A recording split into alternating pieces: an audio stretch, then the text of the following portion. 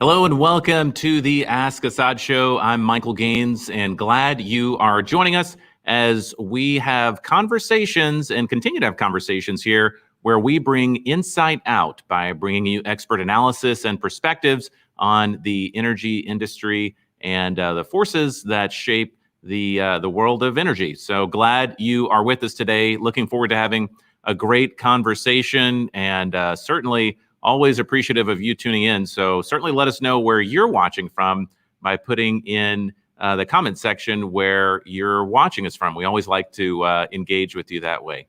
So speaking of comments and interaction, we are also going to go ahead and bring in Shelby Dumaine, who will let us know how you can be a part of today's conversation or share your comments or thoughts about anything discussed on the show. So always glad to see you. Hey, Shelby. Hey, Michael. It's good to see you as well. All right. So yeah, everyone watching at home, whether you're on Facebook, LinkedIn, or YouTube, there's a couple different ways that you can get involved with the show today. The first of those ways, and probably the easiest, is simply by commenting below. So throughout the show, if you have a question for Assaad, even Michael, or our special guest for the day, feel free to put that comment that question in the comments below. I'm in the comment section throughout the entire show, reading everything y'all have to say. And so we're going to get to as many questions as we can later on at the end of the show. After that, if you still have any questions for us, for our guest, for Assaad, maybe an idea for a future episode or something you'd like to see us talk about here on the show, we have some other ways you can reach us as well. The first of those ways is actually by emailing us. So you can email us at askassad@nov.com. So that's on screen now if you need that email. Then the other way is by giving us a call. You can call us and leave us a voicemail. Like I said, I say this all the time, but I like to say it again. You can stay anonymous if you'd like, or you can let us know your name and where you work, and we can shout you out on a future episode. But that number is also on screen. It's country code +1 346 223 4799. So we love hearing from you guys. So definitely leave us comments, send us emails, and give us all the phone calls. We love hearing from in any way. We love hearing from y'all.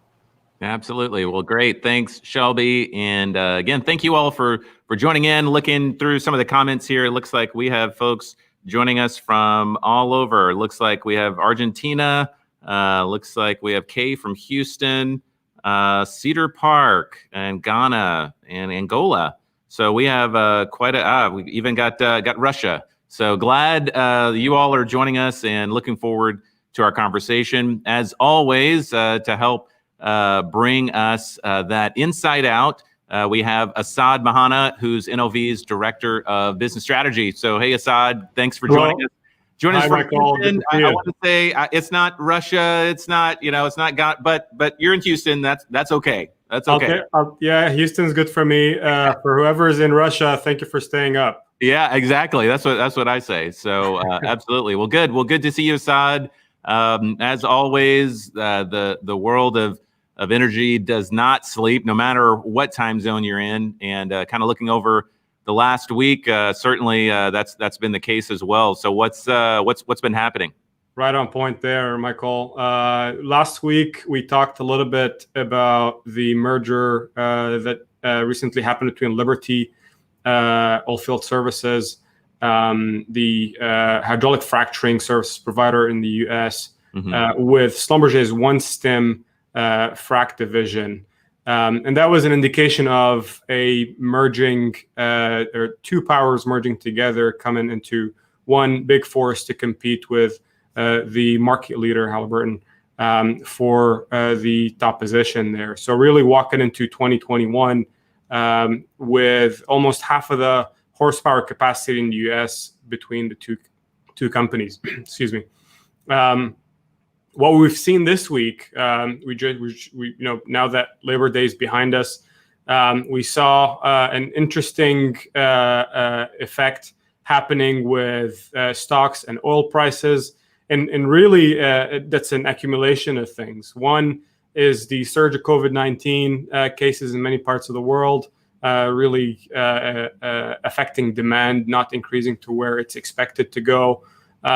Second, the end of what should have been a peak summer demand season. We didn't see too many flights or airplanes in the air, so still low on the consumption. And third, the end of a record high crude purchase by the Chinese refineries in the second quarter. All of that accumulating to kind of bad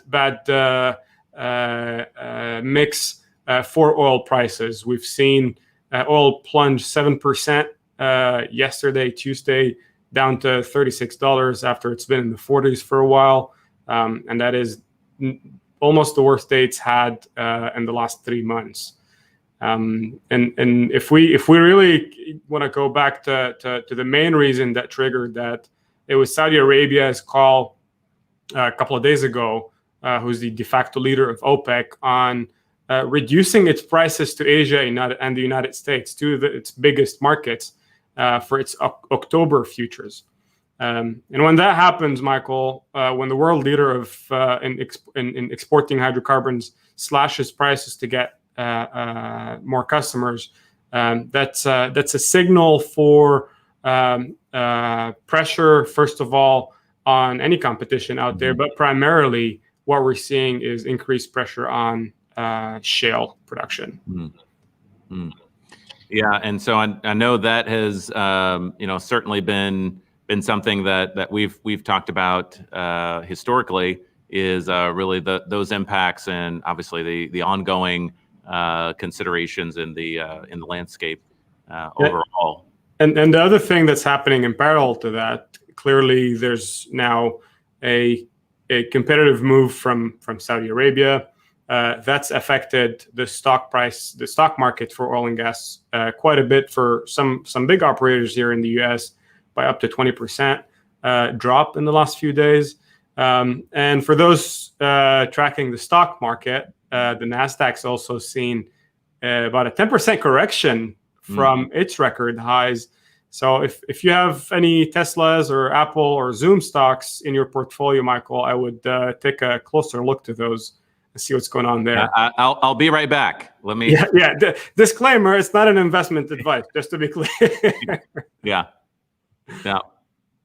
So I mean, when you're looking at that, I mean, that's certainly something that from the overall broader market standpoint has been at least a bright spot we can look at. So I mean, I know that part of the conversation, especially for today, we're looking at really kind of on the horizon and things that are coming down. Can you kind of help us understand sort of today's topic a little bit and how that positions? Yes, absolutely. Today we promised our guests to talk a little bit about what's going on in Orkney Islands in Flota, that's in Scotland for us.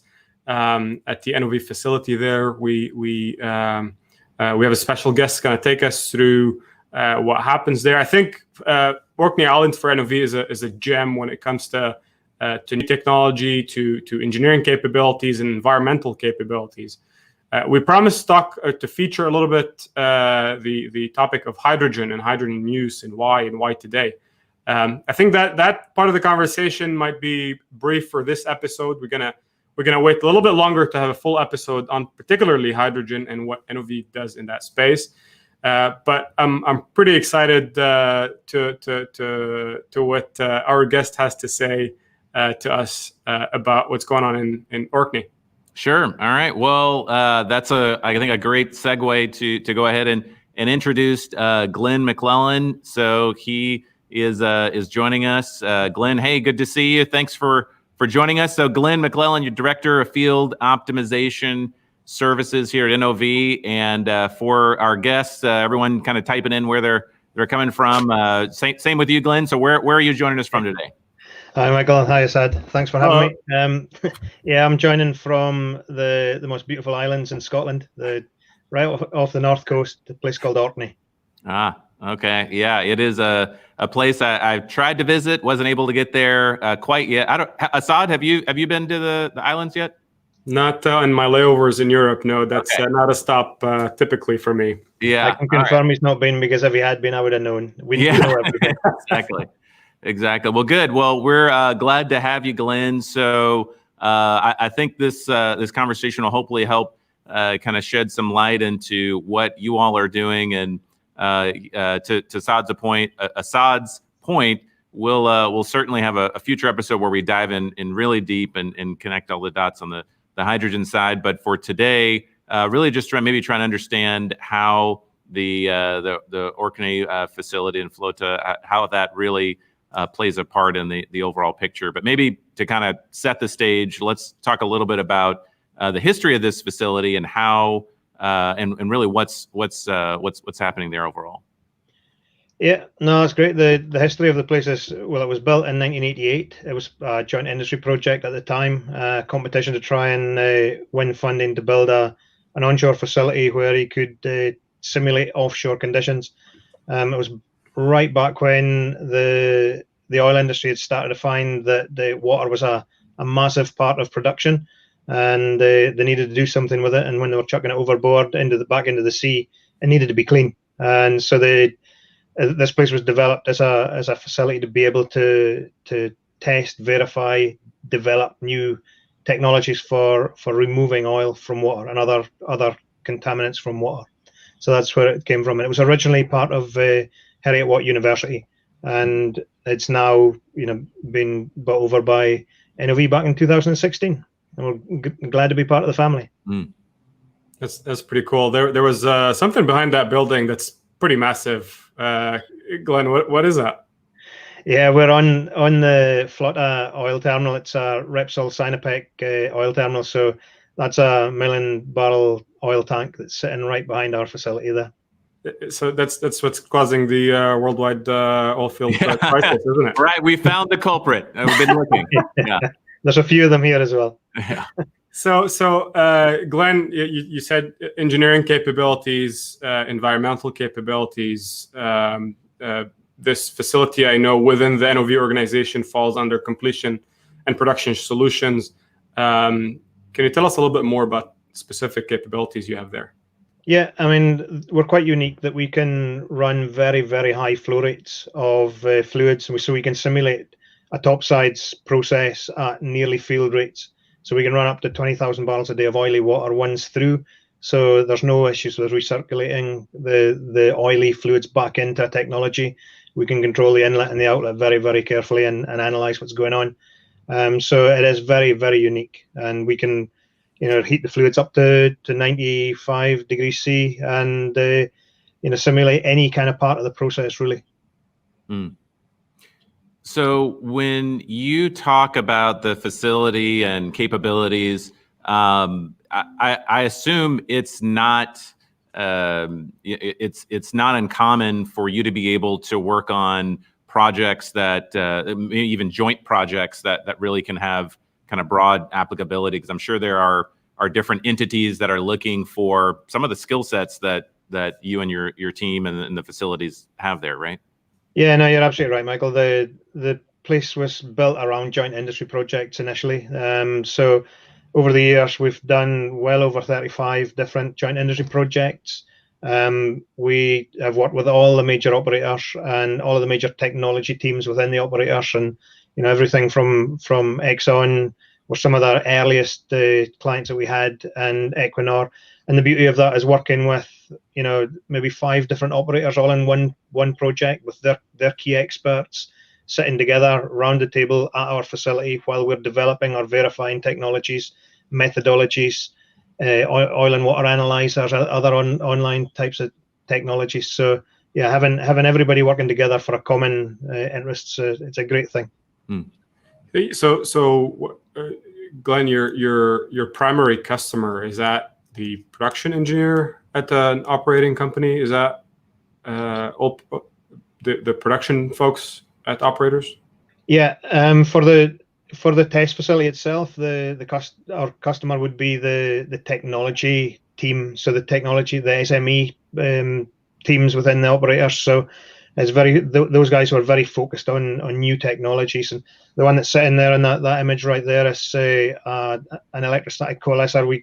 We've got a closed loop system there. We can run 30,000 barrels per day three-phase flow, and we've got our own EPAC technology, which is a very modern electrostatic emulsion breaker. And that again has been, we've done some verification with Shell and some other operators on this technology here.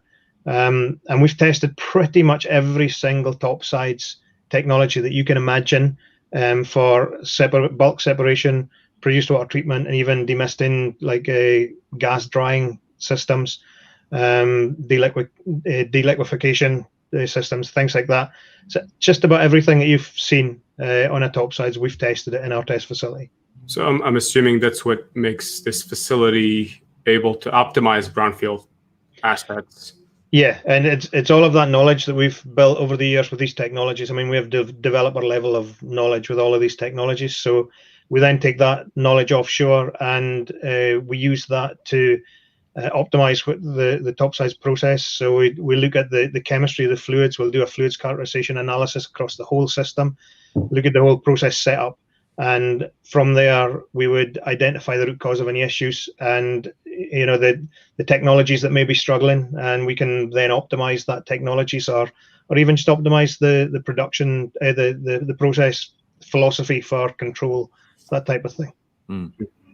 So I know, and I've had the ability to read up a little bit and certainly talk to you, Glenn, and others in your team. And so I'm aware that when you're looking at the FLOTA facility and specifically, the things that your team are tasked with, it's kind of, maybe if you had to reduce it down, there are two kind of spaces. So one is, really focused kind of on the engineering side, which we've been talking about, but then there's the other side that may not be as well known, and that's the environmental side of things. So kind of want to shift a little bit and talk about the environmental capabilities and really what that looks like. I know that it's when you look at where your facility is positioned, I think it makes sense based on kind of some of the surrounding capabilities and drivers when you're looking at a lot of the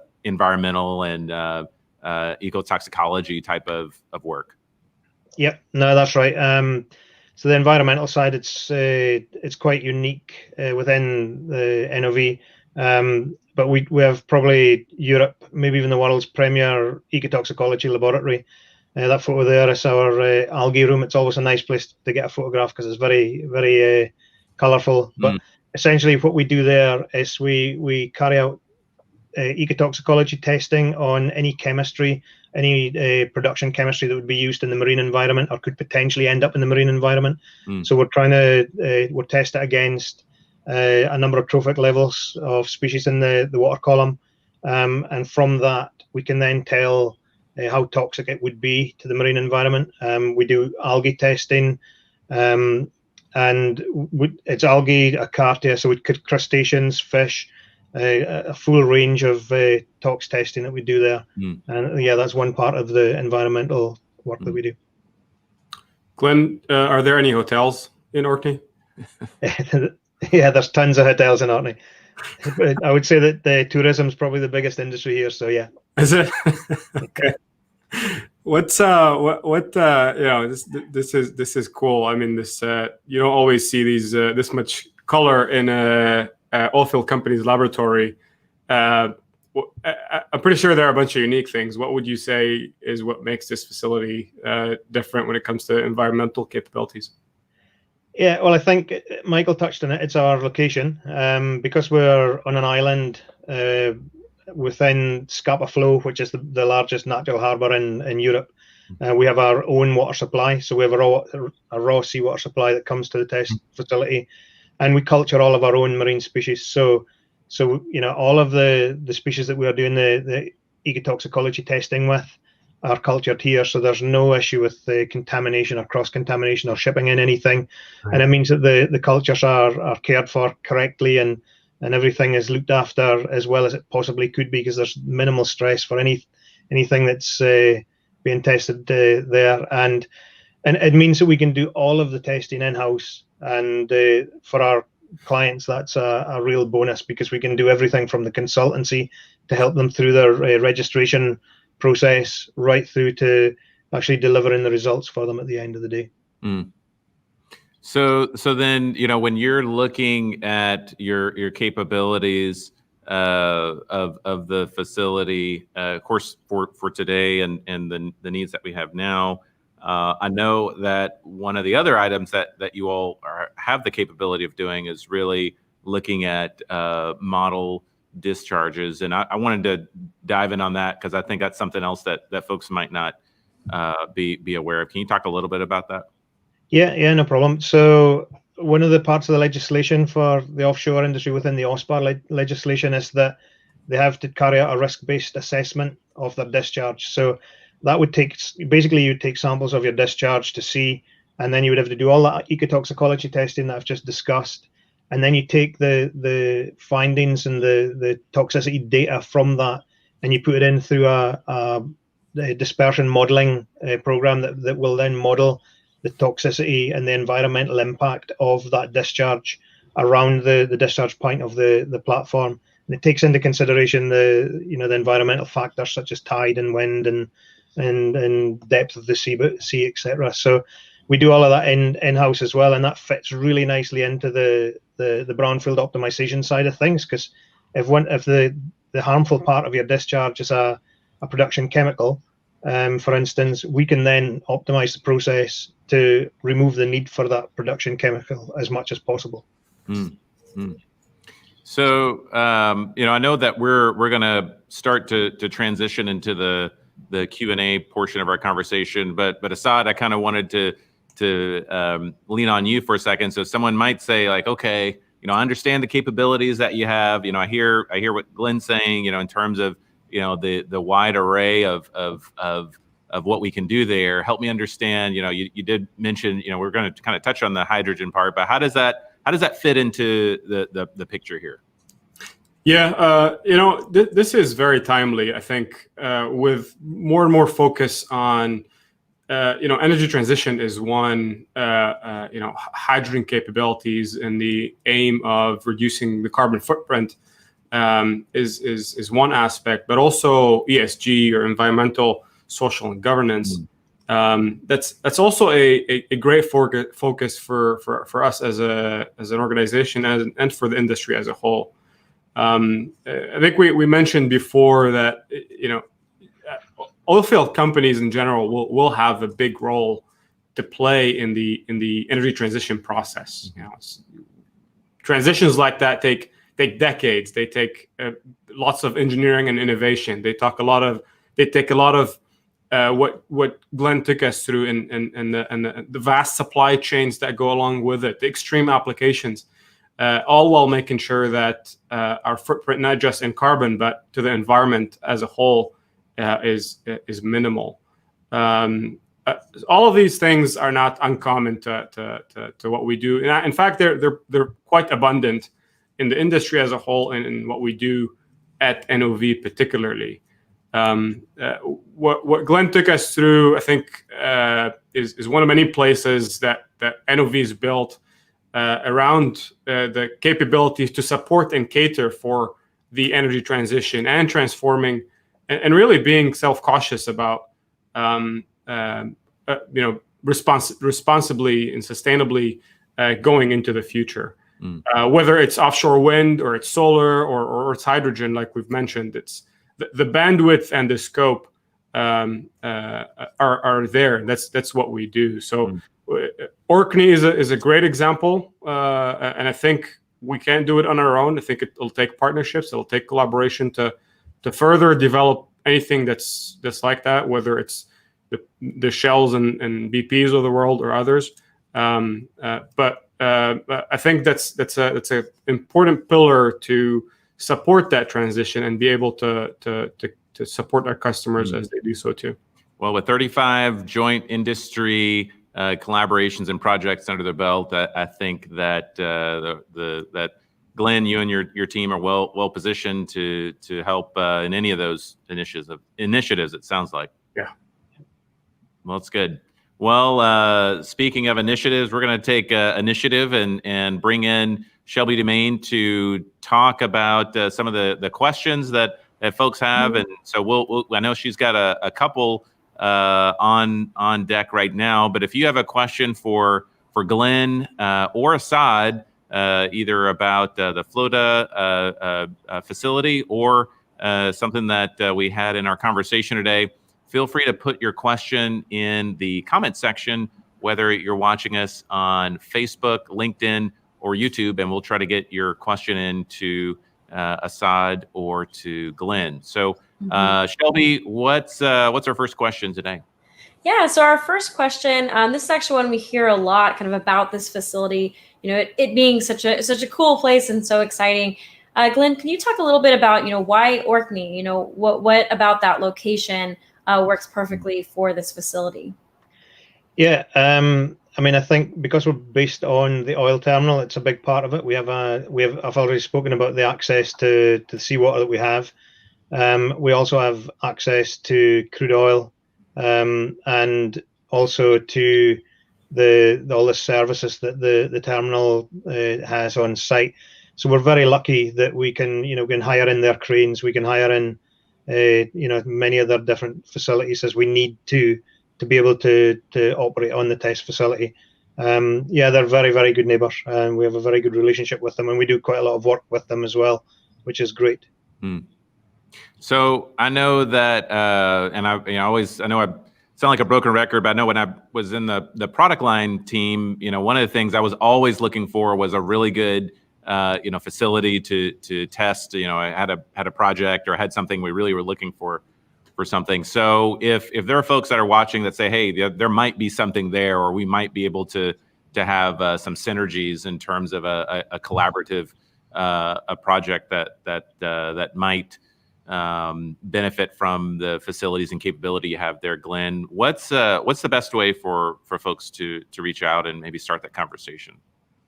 Just get in touch with me as a starting point, and I'll make sure that we get the right experts involved. We've got a full team from of chemists and mechanical and process engineers, and on the environmental side as well, all of our ecotoxicologists are all on site together. So getting in touch with me is probably the best start. And there is a huge amount of value in being able to run field scale tests in a controlled manner, rather than having to field test at site where you don't have any control over what's going into your technology. So that's the value there. Good. All right. Well, yeah, and I think we put that email on the screen. So glenn.mclellan@nov.com if you have any questions on the FLOTA facility or potential opportunities to look at a collaborative initiative. I'm sure Glenn and his team would love the opportunity to talk with you. So Glenn, really appreciate your perspective and for you staying up into the early evening with us there. I know that you have many things on your plate, so appreciate you joining us today. No, thank you very much for having me. It's been great. All right, and Assaad, I know that we are going to continue our ongoing conversations as the weeks unfold, looking at, as you mentioned, energy transition and kind of some of the capabilities that are that kind of make up that phrase, right? It's a small phrase, but a broad impact for sure. So I think we're going to continue having some guests lined up as well, right? Yes, we will. I want to tee up really next show next week, and that's going to be about our geothermal energy capabilities, hosting two of our very best, Tony Pink and Guido van den Bos, who will be talking to us a little bit about what are our capabilities in that space and how is NOV positioned to support when it comes to geothermal. Geothermal, so should be a hot topic. Yeah, sounds good. All right, I won't make those type of jokes anymore, but that's okay. Good one. Fast. It's okay. You just gave it right to me in a silver platter. Well, good.